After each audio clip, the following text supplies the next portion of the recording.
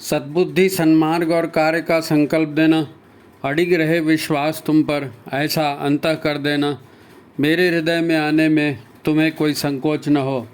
हे गुरुदेव, मुझे नज़रों से दूर कभी न होने देना। हे गुरुदेव, मुझे नज़रों से दूर कभी न होने देना। नमस्कार। गायत्री चिंतन धारा के इस सतत प्रवाह में आप सभी का पुनः स्वागत है। मित्रों, मन के सामर्थ्य और मन की समस्याओं पर बने एपिसोड आप देख रहे हैं, पसंद कर रहे हैं, और आज उसकी ये तीसरी कड़ी आपके सामने में है। पिछले 2 अंकों में हमने मन का परिचय पाया कि मन क्या है ना, और उसकी कार्य प्रणाली को समझने का प्रयास किया। मित्रों, हम सांसारिक और अन्य विषयों पर तो ध्यान देते हैं, है नहीं, पर वैसा ध्यान हम अपने अंतःकरण पर नहीं देते। हमारे भीतर क्या चल रहा है, हमारे विचार क्या चल रहे हैं, हमारी असफलता कहाँ से आ रही है, इस पर हम निष्पक्ष ढंग से विचार नहीं करते, है नहीं। मन का काम है शरीर के सारे कार्यों का प्रबंधन करना, तो मन का भी तो प्रबंधन होना चाहिए। वो कहते हैं ना, मन के हारे हार है, मन के जीते जीत, है ना। तो अब मन अगर डरते रहेगा, मन अगर भयभीत होते रहेगा और आप विचार उस ढंग से नहीं कर पाएंगे। मन तो विचारों का ही दूसरा नाम है, क्योंकि मन के जितने भी अंग अवयव हैं, मन, बुद्धि, चित्त, अहंकार बोलते हैं, इन सब का संबंध विचारों से ही है। एक प्रसंग से इसको शुरू करते हैं, है ना।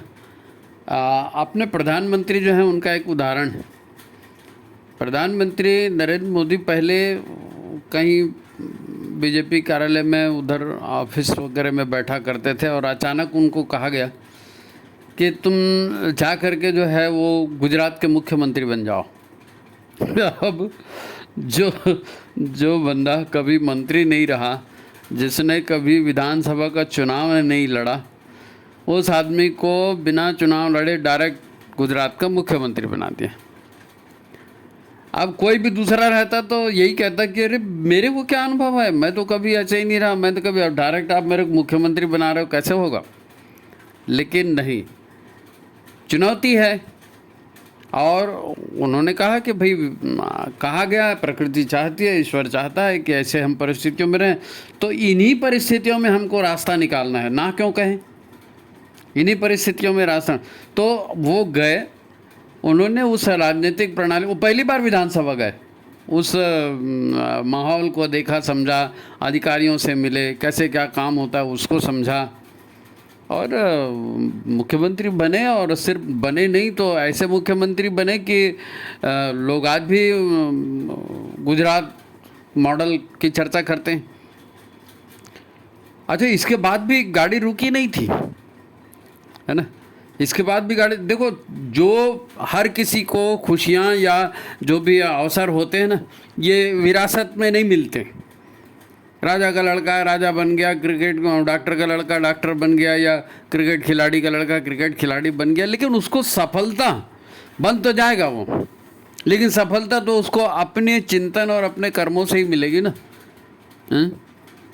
नहीं साहब, वो सुनील गावस्कर का लड़का है तो वो सुनील गावस्कर जैसा वो क्रिकेट खेलेगा, ऐसा नहीं होता, ऐसा नहीं होता। वो तो जितने क्रिकेटर के बच्चे हैं लगभग सभी फ्लॉप रहे हैं अभी तक सभी फ्लॉप रहे, क्योंकि व्यक्ति अपने परिश्रम से जीतता है, अपने विचारों से जीतता है। ये उदाहरण जो दे रहा हूँ ना, ये समझने के लिए है, समझने के लिए। देखो, अरबों खरबों पता नहीं करोड़ों कितने रुपए खर्चा कर देते हैं लोग देश का प्रधानमंत्री बनने के लिए।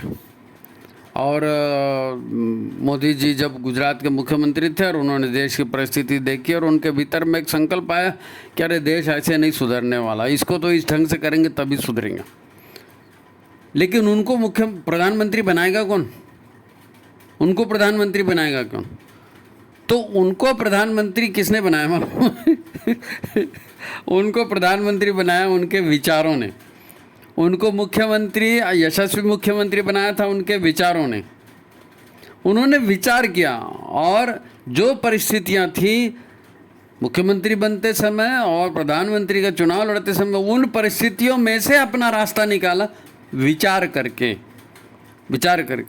तो विचार करके सफलता पाई जाती है, विचार करके सफलताओं को टिका कर भी रखा जाता है, बनाकर मेंटेन करके रखा जाता है ना। शरीर को मेंटेन करते हैं, विचारों को मेंटेन करते हैं, कारखाने को, धन संपत्ति को, सबको मेंटेन करना पड़ता है। एक बात सोचो, मैं इस बात का उदाहरण दूंगा कि लोग, गुरुदेव ये कहा करते थे कि मैं व्यक्ति नहीं, मैं विचार हूँ। और आज भी लोग अपने उद्बोधन में इस बात को कहते हैं कि गुरुदेव कहा करते थे मैं व्यक्ति नहीं, मैं विचार हूँ। आप मेरे को बताइए कि क्या गुरुदेव ही विचार थे? आप विचार नहीं हैं, मैं विचार नहीं हूँ भाई। श्री कृष्ण एक विचार थे, भगवान राम जिनको कहते हैं वो एक विचार थे, कंस एक विचार था, रावण एक विचार था, शकुनी एक विचार था, दुर्योधन एक विचार था। उनके विचारों से, उनके कर्मों से ही उनकी पहचान होती थी ना। जिनको महात्मा गांधी कहते हैं वो महात्मा हैं, वो भी तो एक विचार थे। भगत सिंह एक विचार थे, चंद्रशेखर आजाद एक विचार थे, सावरकर एक विचार थे। तो विचार ही तो होते हैं जो आदमी को सफल या असफल बनाते हैं। नहीं साहब, सिचुएशन ऐसी थी, परिस्थिति ऐसी थी। परिस्थितियाँ मनस्थिति से बनती है, मनस्थिति विचारों का दूसरा नाम है। मनस्थिति विचारों का दूसरा नाम है। आप सोचो ना, इतना बड़ा महाभारत युद्ध हुआ, महाभारत युद्ध कोई छोटा मोटा था, विश्व युद्ध था, तो उसके पीछे क्या था? श्री कृष्ण के विचार। श्री कृष्ण लड़े नहीं, लेकिन उनके विचारों से ये सारा काम हो। तो विचार, गुरुदेव ने विचार किया, युग निर्माण करना है, बनाना है, और उनके गुरुदेव ने उनको कहा कि आपको ऐसा करना है, तो उन्होंने कुछ विचार रखे और हमसे भी कहा कि इन विचारों पर ज़रा सोचो और इन विचारों पर ज़रा काम करो।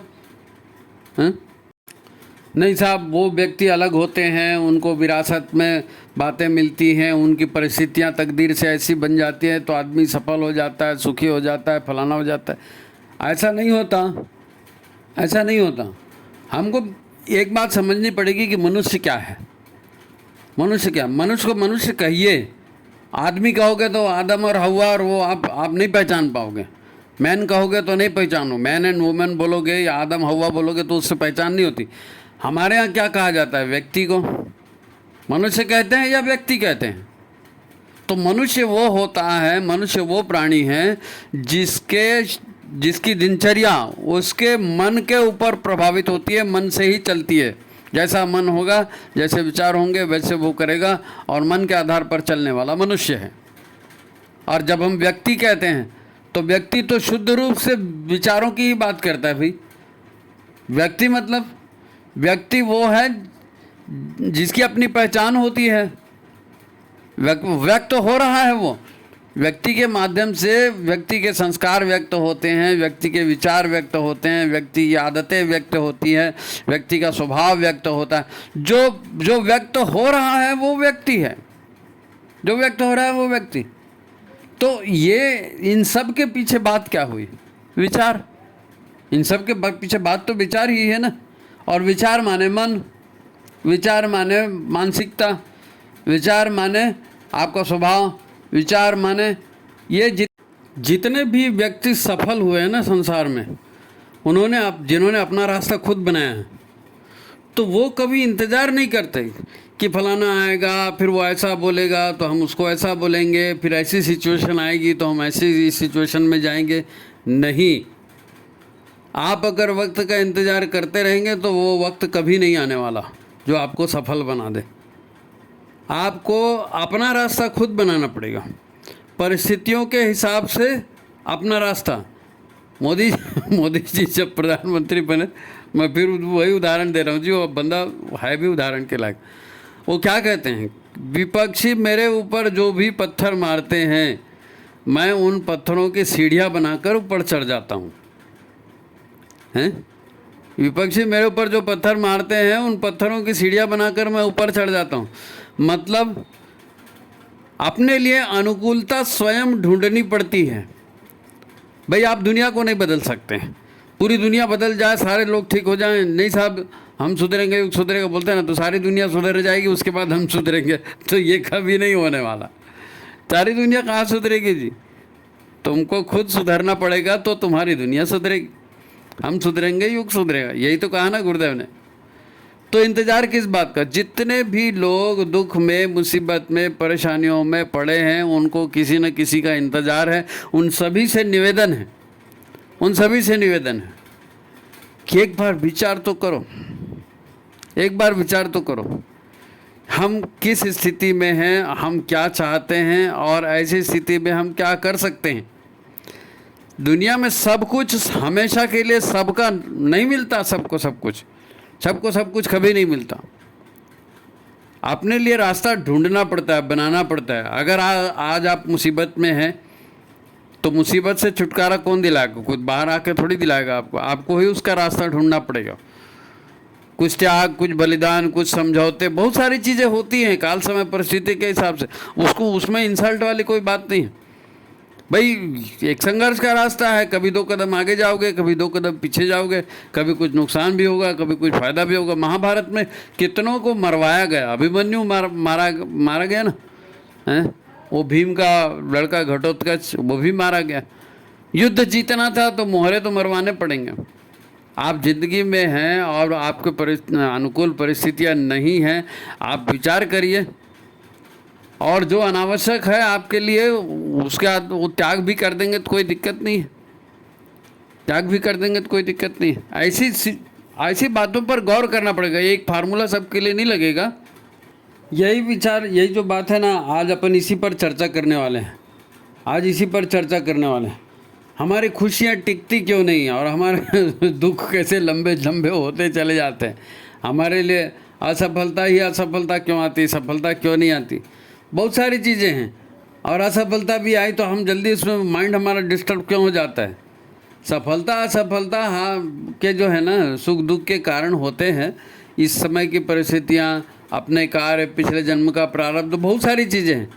लेकिन उसके बावजूद भी रास्ता तो हमको ही निकालना है। तो वो कैसे निकालेंगे, अपन इस विषय पर चर्चा करेंगे। आप वीडियो को लाइक कर लीजिए और शेयर कर दीजिए, और जिन्होंने चैनल को सब्सक्राइब नहीं किया है वो सब्सक्राइब भी कर लीजिए, ताकि फिर अपन आज के मुख्य विषय पर चलते हैं। मित्रों, आनंदमय स्थिति में बने रहने के लिए या जीवन में सफल होने के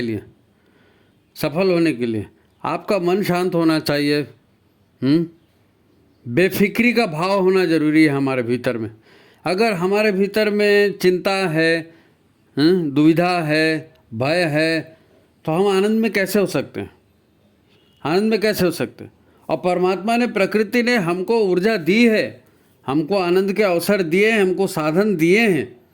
भाई हम खाते हैं, पीते हैं, विश्राम करते हैं, नींद लेते हैं, खेलते हैं, बगीचे में टहलते हैं, अपने लोगों से बातचीत करते हैं, स्नान करते हैं, प्राणायाम करते हैं। तो हम लगातार प्राण ऊर्जा प्राप्त करते हैं। इन सभी के माध्यम से हम रिलैक्स होते हैं, प्राण ऊर्जा प्राप्त करते हैं, प्राण हमें मिलता है।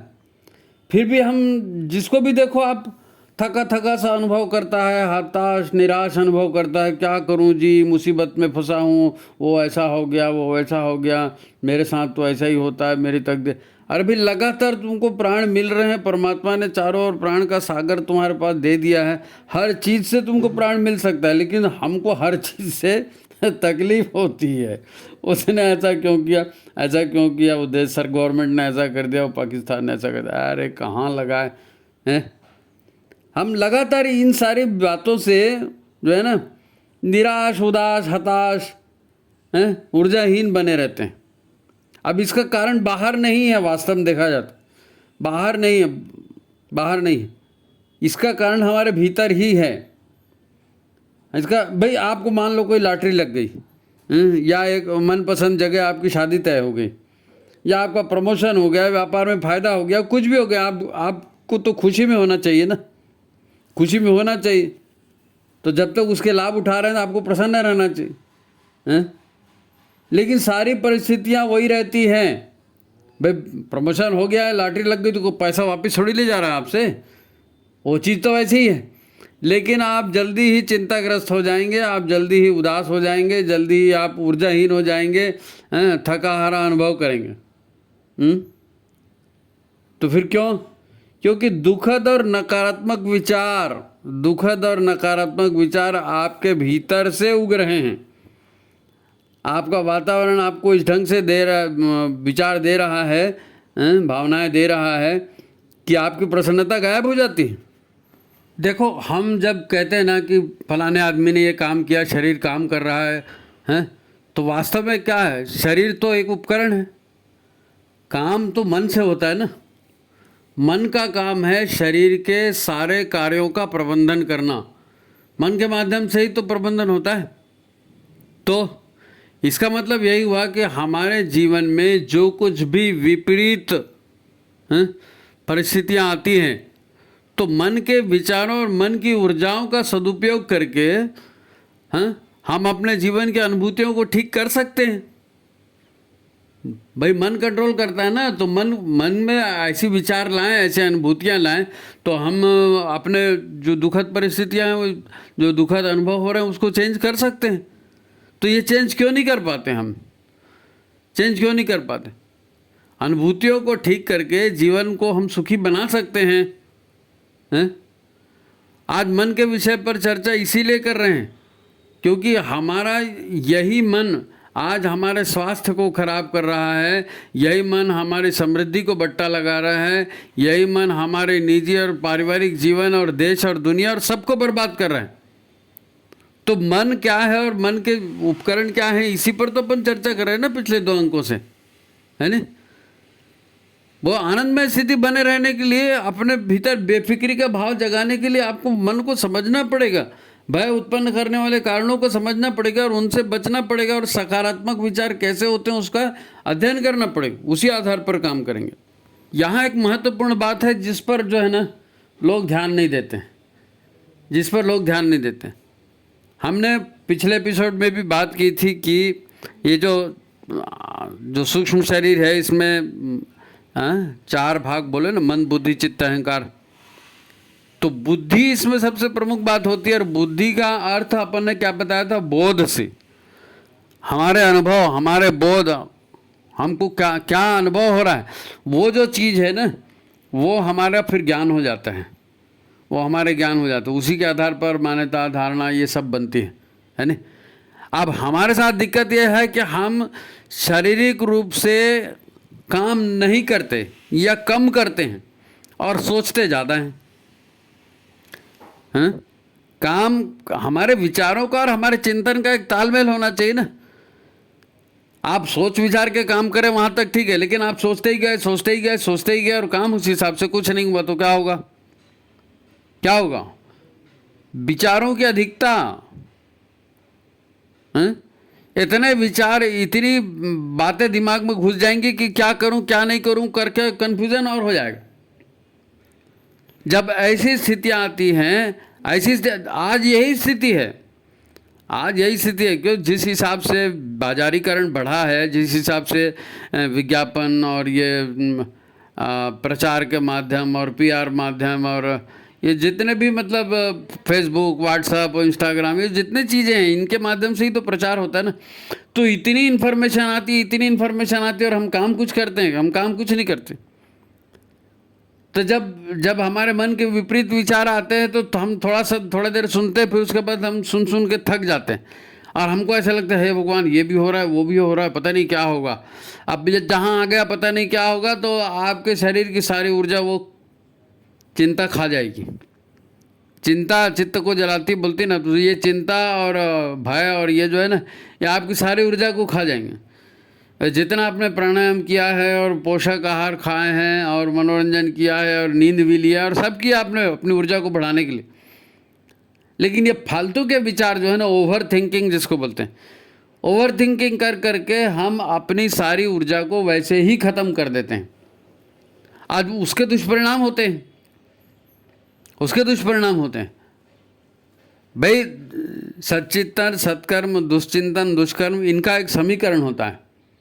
अगर आप चिंतन ही चिंतन करेंगे और कर्म नहीं करेंगे तो सारा काम तो बिगड़ेगा ही ना, सारा काम बिगड़ेगा। पिछले दिनों एक सर्वे हुआ था, तो सर्वे में ये बात उभर के आई कि हर 40 मिनट में 18 साल से कम उम्र का एक बच्चा जो है वो आत्महत्या कर लेता है। हर 40 मिनट में 18 साल से कम उम्र का। अब उसको क्या समझता है 18 साल से कम उम्र का? नाबालिग बच्चा है ना, लेकिन वो आत्महत्या कर लेता है। तो हम इस मतलब क्या सोचें इसके आधार पर? इस खेलने खालने की उम्र में बच्चे आत्महत्या जैसा कृत्य कर रहे हैं। इतने छाट के लोग शादी करते हैं, पति जुगाड़ करते हैं, पत्नी जुगाड़ करते हैं, पति पत्नी में संबंध विच्छेद हो जाते हैं, पारिवारिक स्थितियां बिगड़ जाती हैं, आर्थिक स्थितियां बिगड़ जाती हैं, मारपीट हो जाती है, फौजदारी हो जाती है। और ये सामान्य बातें हो रही हैं आजकल परिवार समाज में। ये सब भैया तो इसके साथ बात नहीं करना, उसके साथ नहीं रहना, ये आर्थिक घाटा हो गया, ये धोखाधड़ी दिया, इसको पैसा दिया, इसने वापस नहीं किया, ये सही जितनी बातें होती हैं ये सामान्य हो गई हैं। कुल मिलाकर देखें तो हमारी जो है ना, हर आधुनिक समस्या के पीछे हमारे मन और हमारे मन के भाव ही हैं। हमारा मन और हमारे मन के भाव ही हैं। मन सोच लेता है और सोच सोच कर ही ऊर्जा खत्म हो जाती है, केवल सोच सोच। ठीक है, मतलब पिछले जन्मों के ऋणानुबंध भी होते हैं, है ना, प्रारब्ध से किसी का कुछ लेना रहता है, किसी का कुछ देना रहता है, तो जीवन में ये सारी घटनाएं होते रहती हैं। इनके लिए हमारे मन में मतलब एक स्पेस हमको बनाकर रखना पड़ेगा। जैसे हम आज अच्छाई का, खुशियों का स्वागत करते हैं, ऐसे दुखों पर देखकर भी तिलमिलाना नहीं है, उसको भी शांति से लेना है और खुशियों को भी शांति से लेना है, दोनों को। मतलब खुशियों में ज़्यादा उछलना भी नहीं है और दुखों में एकदम डिप्रेशन में भी नहीं जाना है, पागलपन भी नहीं करना है। भाई सुख दुख है, ज़िंदगी में आएंगे जाएंगे, सभी के जीवन में सुख दुख आते जाते हैं। तो अपने आप को स्थिर चित्त, शांत चित्त बना करके रखना, ये हमारे अंदर की ऊर्जा है ना, अपने अंदर की ऊर्जा है। इस ऊर्जा को जगाना पड़ेगा। धैर्य, शांति, करुणा, प्रेम, ममता, ये सारे भाव हैं मनों के, मन की शक्तियां हैं ये। क्रोध भी है, घृणा भी है, तिरस्कार भी है, बहुत सारे है ना, नकारात्मक सकारात्मक दोनों तरह की ऊर्जाएं होती है। हम इन दोनों तरह की ऊर्जाओं का अपने जीवन में प्रयोग करते हैं और सामने वाला भी करता है, सामने वाला भी करता है। मैं ये नहीं कह रहा हूँ कि सामने वाला जो है वो हमेशा ही अच्छा रहेगा और आप ही निगेटिव हो, नहीं, ऐसा नहीं है, वो भी करेगा, लेकिन आपको प्रतिक्रिया नहीं देनी है। कई अंकों में अपन इस चीज़ को बोले हैं कि क्रिया की प्रतिक्रिया तुरंत नहीं देनी है, बिना समझे कोई भी सवाल जवाब नहीं करना है। आप ऐसा करके अपनी तनाव को बढ़ाएंगे। जीवन में जितना तनाव कम होगा ना, उतना चित्त शांत होगा, और जब शांत चित्त होगा तो आपके निर्णय उससे प्रभावित होंगे। विज्ञान अर्जन करना है, गुरु ने क्या कहा है उस पर चलना है, और फिर प्रैक्टिकली करके देखना है। ओवर थिंकिंग वाला हिसाब नहीं होना। नहीं साहब मैंने मान लिया, नहीं जल्दी जल्दी में मैं सोचा ऐसे ही हो गया होगा, तो तुम्हारे सोचने से, तुम्हारे मानने से, तुम्हारी धारणा से दुनिया नहीं चलेगी। दुनिया ईश्वर के नियम से चलेगी, दुनिया ईश्वर के नियम से चलेगी। तो अपने आप को ही ठीक करने वाली बात आती है भाई। जब हम तुरंत प्रतिक्रिया नहीं देंगे और शांत रहने का बलपूर्वक प्रयत्न करेंगे, बलपूर्वक प्रयत्न करना पड़ेगा। हमारी आदतें, हमारे संस्कार हमको कहेंगे कि नहीं नहीं इसका तो मुंह तोड़ जवाब देना है, लेकिन ऐसा करके आप स्वयं फंसेंगे, ऐसा करके आप स्वयं फंसेंगे। ऐसा नहीं होता। हमेशा इसी बात पर तो लड़ाई होती है, मैंने ऐसा किया, तुमने ऐसा किया, मैंने ऐसा किया, तुमने ऐसा किया। अरे भाई आज आप जो जीवन जी रहे हो, पिछले अंक में अपन ने क्या कहा था कि आज जो सिनेमा आपकी लाइफ में चल रहा है इसकी शूटिंग आप पहले कर चुके हैं। आज जो सिनेमा आपकी लाइफ में चल रहा है इसकी शूटिंग आप पहले कर चुके हैं। तो जब मालूम है कि यही शूट हो चुका है और सीन यही दिखने वाला है, तो फिर उसको शांत रह करके सहना सीखो ना। तुरंत प्रतिक्रिया दे करके आप अपने आप को मुसीबत में डाल रहे हो। ईश्वर की बनाई दुनिया ईश्वर के नियमों से चलेगी। हमेशा ऐसा नहीं होता कि मैंने ऐसा किया और तुमने ऐसा किया। आपको एक स्पेस रखना पड़ेगा, एक मार्जिन रखना पड़ेगा, छूट देने पड़ेगी, लोगों के वार खाने के लिए भी तैयार रहना पड़ेगा। पता नहीं आपने कितनों को कष्ट दिया है, कितनों को लूटा है, कितनों के साथ क्या क्या दुर्व्यवहार किया, तो वो परिणाम आपको मिलेंगे ना, वो परिणाम आपको मिलेंगे। भाई मन की शांति, इसी के लिए तो बात की जाती है ना। ये बहुत सारे तथ्य हैं जी, मन को शांत कैसे रखना, चिंता मुक्त कैसे रखना। हम इस बात को मानते नहीं ना दरअसल कि हमारा शरीर, हम तो यही सोचते हैं कि मेरा शरीर यानी मैं, मेरा मन यानी मैं, जबकि ऐसा नहीं है। हम मूलाधार से, प्रकृति से जुड़े हुए हैं, धरती माता से जुड़े हुए हैं, पंच तत्वों से जुड़े हुए हैं, और सहस्त्रसार से हम पूरे ब्रह्मांड से जुड़े हुए हैं। सहस्त्रसार से पूरे ब्रह्मांड से जुड़े हुए हैं। जैसे मोबाइल होता है ना, मोबाइल आप हाथ में मोबाइल रखते हो तो एक बार उसकी बैटरी चार्ज करते हो, फिर टावर मिलते रहते हैं, तो बाहर से सिग्नल भी मिलते रहते हैं। तो वैसे ही हमारा भी है, वैसे ही हमारा भी है।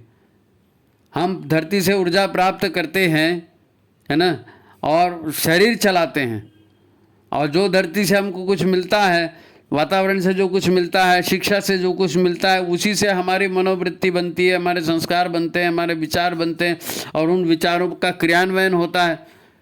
तो ये तो फ्लो चलते रहता है। लेकिन आप पॉज लेंगे ना, आप थोड़ा सा रुकेंगे, गुरुदेव ने क्या कहा था, साहित्य क्या कहता है, धर्म क्या कहता है, इस विषय पर जब आप चिंतन करेंगे, पॉज करेंगे, तो क्या होगा, वो जो फ्लो चल रहा था क्रिया प्रतिक्रिया का, उससे आप कट जाएंगे।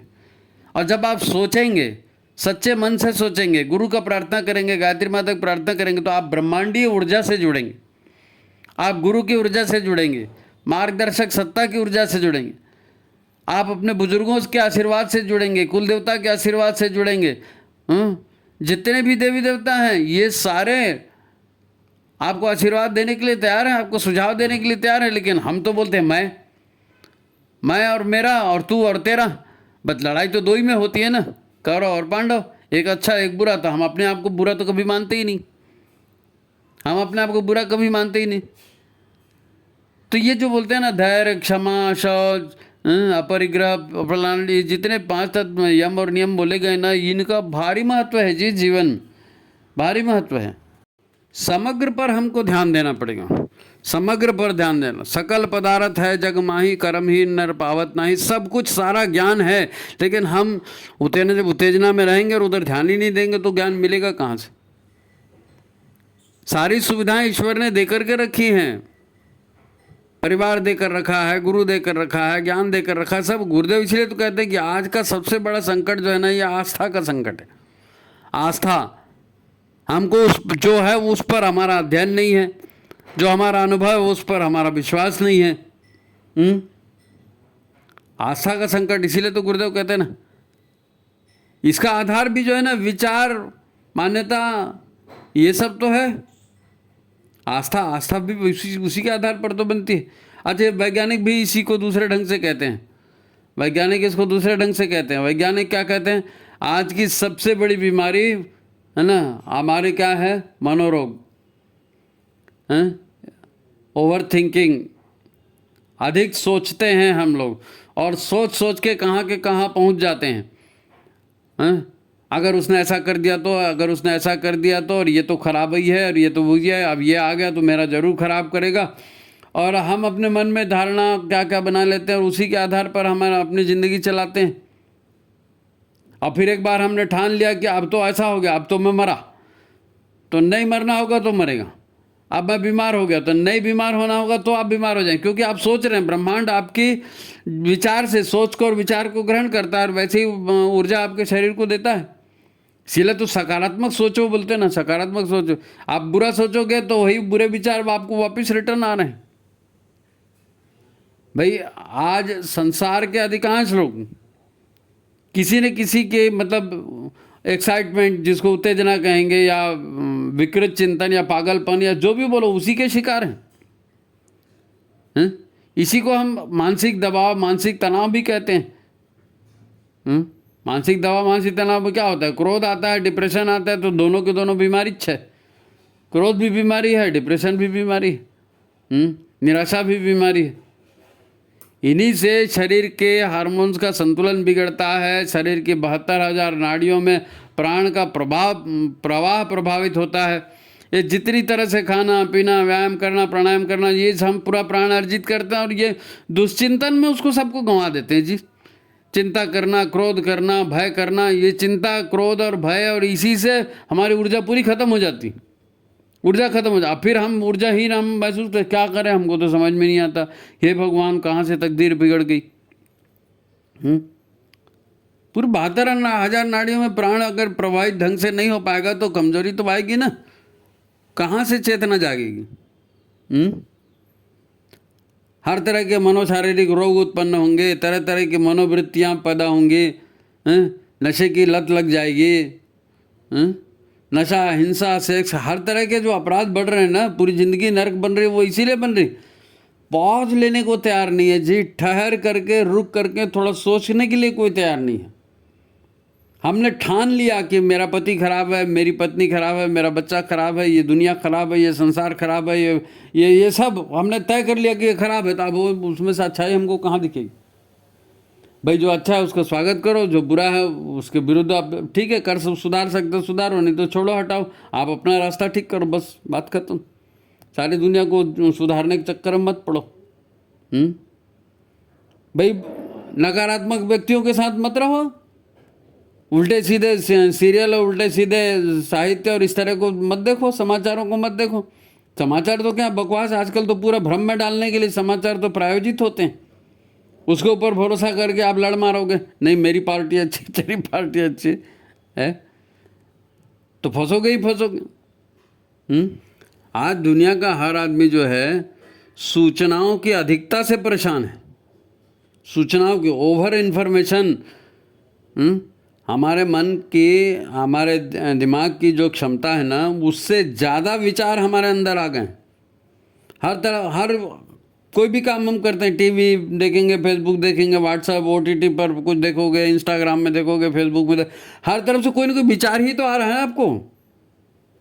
तो वो विचार आएगा, ऊर्जा है, वो विचार आएगा, ऊर्जा है, वो आपके मन को हिलाएगा। हाँ हाँ हाँ ये ठीक है, हाँ हाँ हाँ ये ठीक है। अब आपने अनुभव तो कुछ किया ही नहीं, शरीर तो काम नहीं करता, खाली दिमाग ही दिमाग काम करता है, तो एक अंगू भगता है फिर, है ना, ओवर थिंकिंग। इतने विचार आ रहे हैं, माइंड डिस्टर्ब होगा ही होगा जी, माइंड डिस्टर्ब होगा ही होगा। तो उसका उसीलिए तो भाई आप शांत रहो, आप उपवास करो, आप प्राणायाम करो, आप नहाओ, आप गायत्री मंत्र का जाप करो, किसी भी तरह से उस प्रवाह से काट करके सकारात्मक ऊर्जा, सकारात्मक विचार से अपने आप को जोड़ना है। ना आप अपनी तकदीर बदल सकते हैं, ना आप दूसरे की तकदीर बदल सकते हैं। सिर्फ ये भाई कर्म योनि है ना, तो आप अच्छे कर्म करिए। पहले आपने जो शूटिंग कर दी है वो पिक्चर अभी दिख रहा है, तो आज आप अच्छे कर्म करिए, फ्यूचर को अच्छा बनाइए, फ्यूचर को अच्छा बनाइए। आप सोचते नहीं हैं जी, ये मुफ्त का व्हाट्सएप और फेसबुक और ओटीटी प्लेटफार्म में इतने करोड़ों करोड़ों में फिल्में बनती है, आपको फ्री में दिखाया जाता है, तो ये काहे के लिए? आपको मनोरंजन करने के लिए? जी नहीं, आपको भ्रष्ट करने के लिए। ये आसुरी शक्तियां हैं जो चाहती हैं कि ये अपने संस्कार को छोड़ दें, इनके परिवार टूट जाएं, इनके यहाँ अव्यवस्था पैदा हो जाए, तो हम इनके ऊपर आधिपत्य कर लें। ये आसुरी शक्तियाँ यही तो सोचती हैं, हमारी वासनाओं को, हमारे मन को, हमारे भोगों को भड़काती है। भाई जीवन में ऊंचा उठना कठिन होता है, फिसल जाना आसान होता है, और ये हमें फिसलाने का काम बड़े आसानी से करते हैं। अब एक सिनेमा का ही उदाहरण देख लो, सिनेमा का उदाहरण देख लो।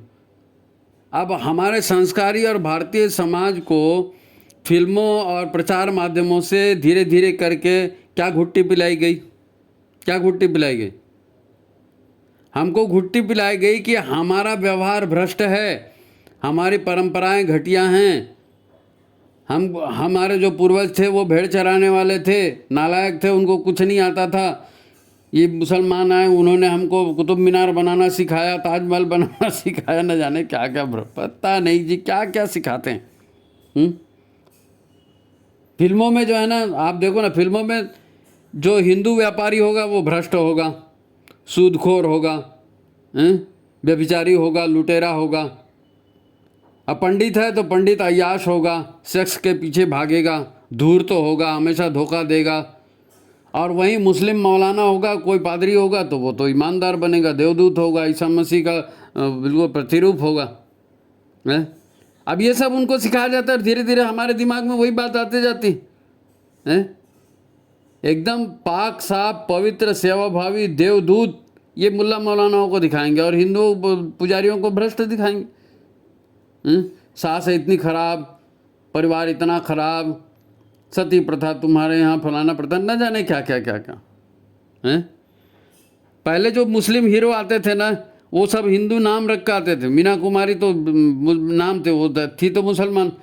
नरगिस, ये जितने भी थे हीरो हीरोइन पहले के सब मुसलमान थे, हिंदू नाम से काम करते थे।